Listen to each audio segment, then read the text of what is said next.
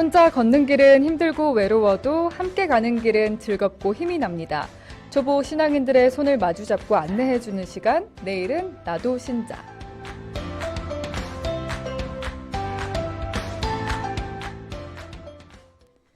네, 오늘도 예비신자들의 길잡이가 되어주실 두암동 분당의 김계홍 요한 크리소스토모 신부님 나와주셨습니다. 신부님, 안녕하세요. 안녕하세요. 네, 신부님, 오늘 날씨가 정말 봄 날씨 같지 않은가요? 그러게요.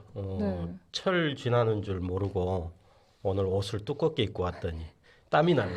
더우시겠어요. 예, 네, 오늘 저희의 모습도요, 화면으로 함께 해주시기 바랍니다. 청취자분들, 보이는 라디오 페이스북과 유튜브 열려 있고요. CPBC 빵 통해서도 함께 할 수 있습니다. 오늘은 본촌동 분당의 예비신자 한 분을 스튜디오로 직접 초대했습니다. 자매님, 안녕하세요. 안녕하세요. 네, 자매님에게도 봄이 활짝 온 것 같습니다. 청취자분들께도 인사를 해주시겠어요? 반갑습니다. 본촌동 본당 예비신자 조하늘입니다. 네, 아니 하나도 긴장이 안 되시는 것 같은데 어떠세요? 아니요, 많이 긴장돼서. 네, 오늘 잘 하실 수 있겠죠? 네. 네, 그럼 긴장을 푸는 의미에서요, 저희 애청자분들이 방송 참여하는 방법을 조하늘 자매님이 소개를 해주시겠어요? 향기로운 오후 주님과 함께는 100원의 정보 이용료가 있는 휴대전화 문자 메시지 샵 5005번 우물정자 누르고 5005번으로 참여 가능합니다. 또 CPBC빵 어플 이용하시면 무료로 빵톡 보내실 수 있습니다. 여러분의 많은 참여 바랍니다. 네, 자매님도 이 CPBC 빵 어플 다운로드 받으셨잖아요. 네. 네. 지난주 방송 봤었는데 네. 다른 예비신자분이 너무 말씀을 잘하셔서 제가 잘할 수 있을지 너무 긴장이. 그래도 네. 저희 응원하면서 잘 하실 수 있을 겁니다. 그렇죠, 신부님? 그러죠. 네, 그리고 목소리도 너무 씩씩하세요. 지금까지 출연하셨던 어떤 예비 신자보다도 훨씬 더 씩씩하신 것 같습니다. 과찬이신데요. 저희 제작진이 조하늘 자매님께 사전에 부탁을 드렸었습니다. 예비자로 삼행시 해오시길 부탁드렸는데 김계홍 신부님께서 운을 띄워주실까요? 그럴까요? 네. 시작하겠습니다. 네. 예, 예비신자 본촌동 본당 조하늘입니다. 비, 비가 오나 눈이 오나 열심히 할게요. 자. 자랑스러운 신자가 되도록 노력하겠습니다. 네. 수고하셨습니다. 그 다짐이 꽉 담겨 있는 것 같습니다. 조하늘 자매님과 오늘 스튜디오에서 함께하고 있습니다. 시청자 여러분들의 응원들 또 사연들 신청곡들 남겨주세요. 조하늘 자매님께서는 어떻게 천주교에 입문할 생각을 하셨는지부터 좀 들어보겠습니다. 어떤가요? 저희 어머니께서 어린 시절에 잠깐 천주교를 다니셨다고 했는데 그때 수녀님께 교리 교육도 배우고 그런데 이제 나이가 들고 결혼하고 그러면서 안 다니게 되셨는데 이제 저희 집 앞에 성당 공사를 하는 모습을 보고 저희 어머니가 같이 다니자고 하시더라고요. 네. 그런데 성당이 다 지어지고 난 후에 바로 간 건 아니고 7년 정도 지난 후에 이제 작년에 어머니와 함께 성당에 발걸음을 하게 됐습니다. 아, 그곳이 본촌동 분당이고요. 네.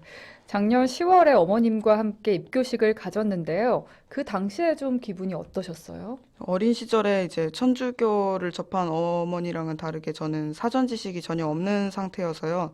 미사라던가 그런 걸 한 번도 제대로 보거나 들어본 적이 없거든요. 그런데 제가 생각했던 것보다 입교식 행사 규모 자체가 컸달까, 형식적이었달까 해서 약간 놀라기도 했고 조금 부담스럽게 느껴졌어요. 네. 입교식뿐 아니라 미사 때도 처음에는 솔직히 뭔지 잘 모르니까 약간 소외감을 느끼고 다른 사람들은 너무 자연스럽게 이제 진행하는데 저는 어떻게 해야 할지 모르고 순서가 네. 어떻게 되는지 모르니까 좀 어색했어요. 아, 어떤 말씀이신지 알 것 같아요. 다른 사람들은 너무나 자연스럽게 잘 미사 전례에 참여하는데 나는 이 소외감을 느끼는 그런 기분이요. 네. 신부님, 조언을 좀 해주신다면요. 예, 예비신자 조하늘님께서 말씀하신 그 입교식이라고 하는 것은 이제 대부분의 본당에서 거행하는 예비신자로 받아들이는 예식을 지금 말하는 것입니다. 그러니까 신앙의 문을 열고 신자가 되기 위한 예비신자로서의 과정이 시작된다라고 하는 것을 알리는 예식이죠. 네. 그래서 이제 이 예식 중에는 이 과정을 걷기 위한 마음의 준비가 되었는지 또 본당 신자들은 이 과정을 걸어갈 예비 신자를 도와줄 준비가 되었는지를 이제 확인하는 것입니다. 그래서 일정한 형식을 갖춘 질문과 대답이 이렇게 오가는 예식이다 보니까 다소 부담스러울 수 있었겠습니다. 그러나 이제 이러한 예식을 통해서 예비 신자는 이제 보다 진지한 마음을 갖게 되는 것이고 본당 신자들에게는 관심과 도움을 유도하는 그런 기회가 되는 것이죠.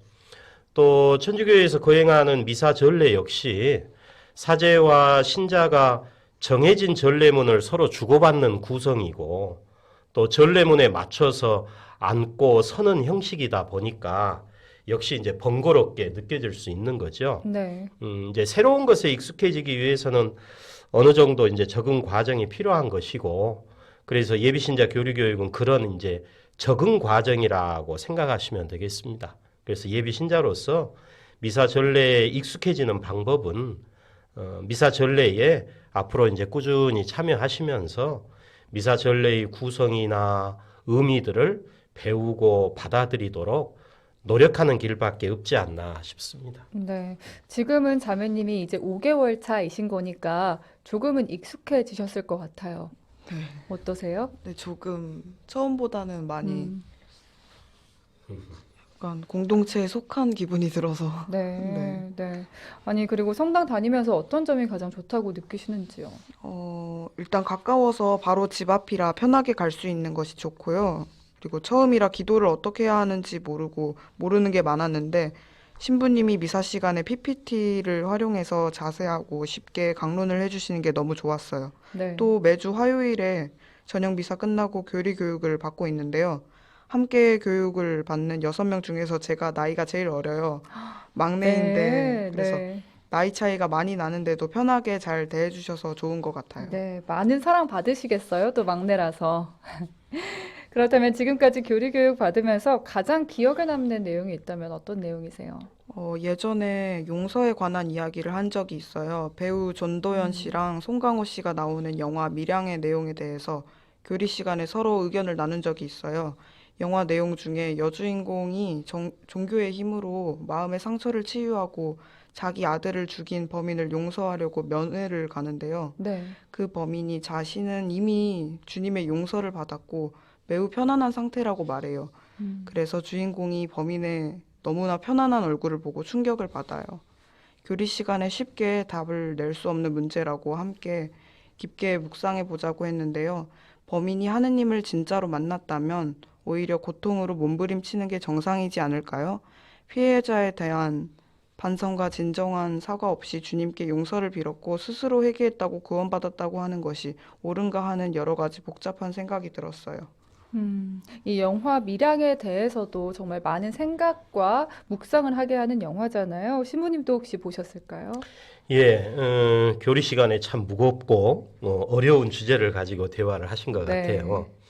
저도 이제 밀양이라는 영화를 봤습니다만 한자말로 이제 빽빽하다 혹은 뭐 숨기다 할 때의 밀자와 변양자를 써서 이제 밀양. 물론 이제 우리나라의 또 지명 이름이기도 하지만 네. 어쨌든 영화에서는 주인공이 비밀스러운 햇빛이라고 풀이했던 걸로 기억을 합니다. 그러니까 남편과 사별을 하고 어린 외아들마저 납치되고 살해돼서 잃게 된 한 여인이 고통스러운 나날을 이렇게 처절하게 극복하는 과정에서 하느님 신앙으로 인한 용서와 구원이라고 하는 주제가 이제 영화의 주된 흐름이었던 거죠. 네.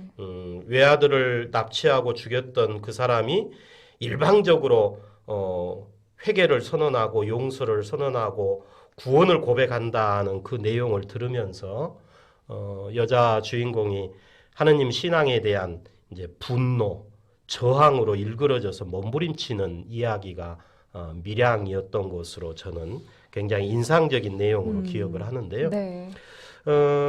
신약 성경을 들여다보면 죄인들과 병자들을 용서하시는 예수님의 이야기를 자주 볼 수 있습니다. 네. 또 우리에게도 서로 용서하라고 가르치셨던 거죠. 그러나 이제 현실에서 우리가 서로 용서를 하는 것이 그것도 원한을 품게 한 상대까지도 내가 용서하고 사랑한다라고 하는 것이 가능할 수 있을까? 이제 이 부분에 대해서는 신부로서 살아가고 있는 저에게도 사실은 쉽지 않다는 게 솔직한 심정입니다. 네, 네. 그러니까 영화에서 자신이 저지른 죄를 회개라고 하는 신앙의 언어를 통해서 하느님의 용서라는 보상을 받고 스스로 구원을 받았다라고 자유하는 이 형태는 신앙을 왜곡하고 악용하는 현실을 감독이 고발하고자 한 것이 아닌가 하는 생각을 합니다. 네, 그렇게 해석할 수 있겠군요. 그렇죠. 그리스도교 신앙을 욕되게 하려고 하는 게 아니고 네.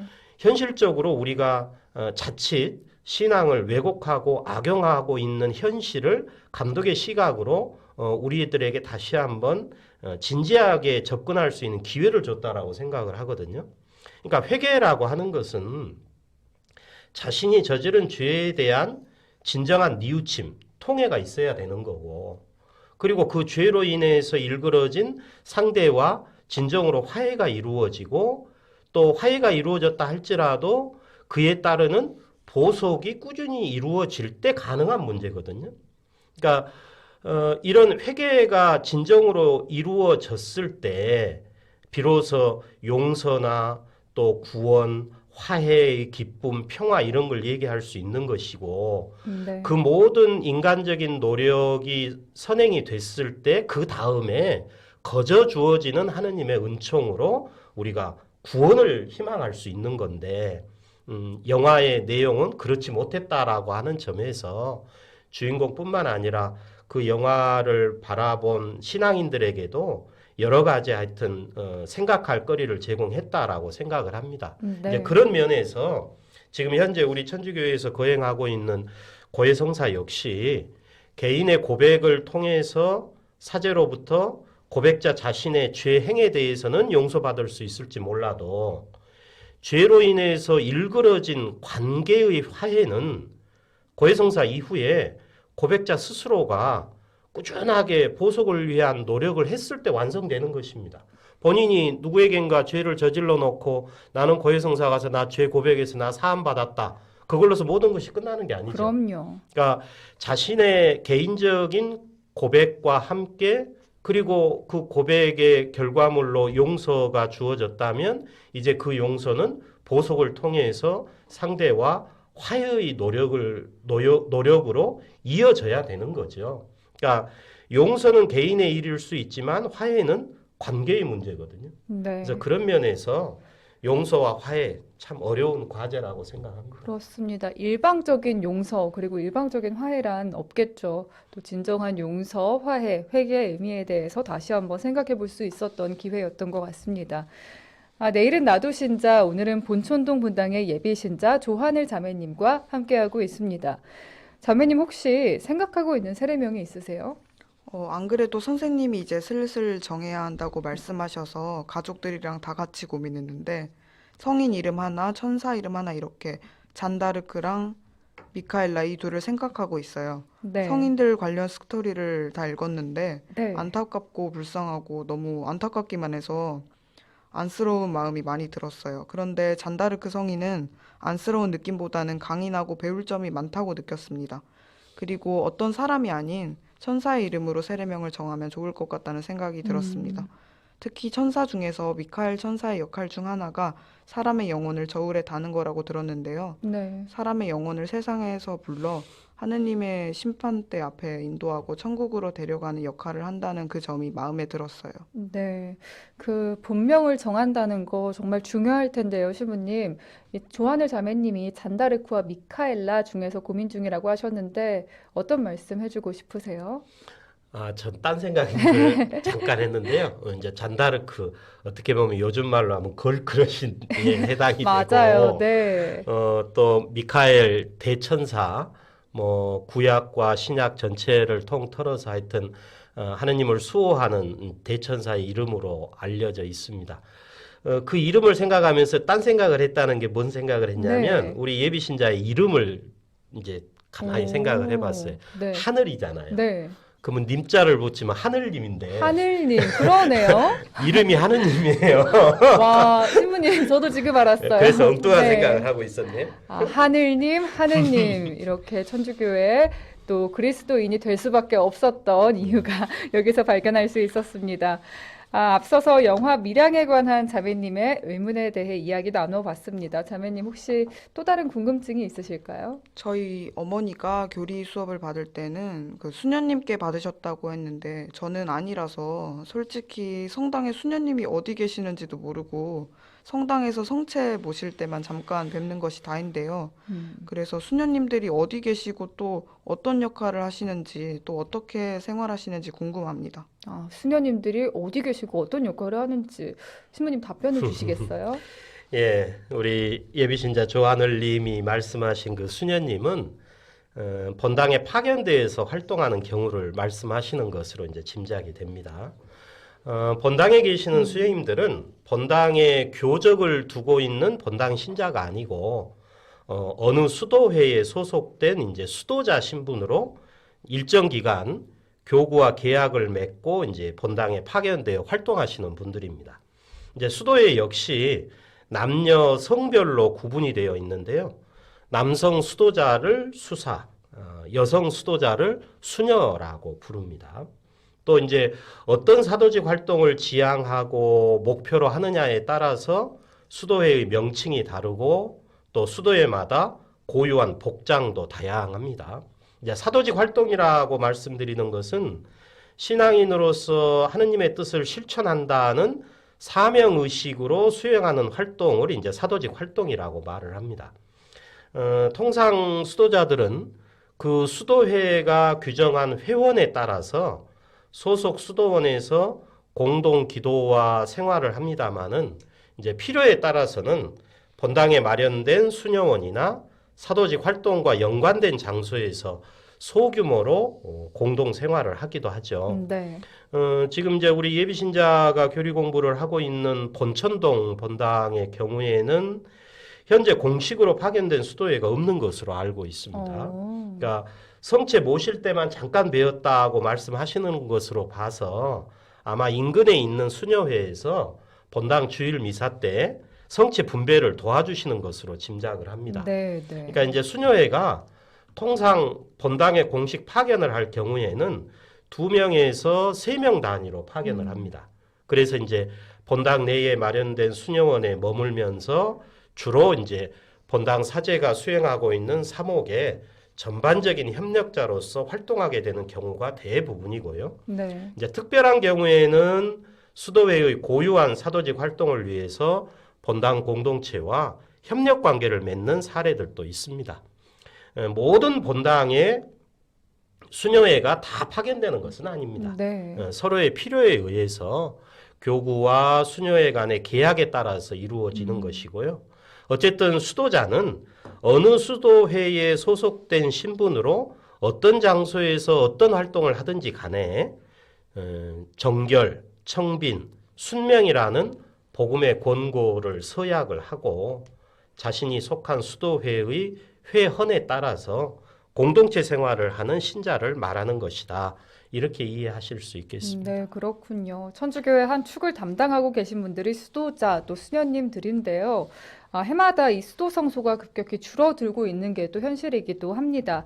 광주대교구 본당 내에서도 수녀님이 계시지 않는 본당도 여럿 있고요. 예비신자분들께는 성소, 또 수도 성소라는 이 말도 조금 낯설게 느껴지지 않을까 싶은데요.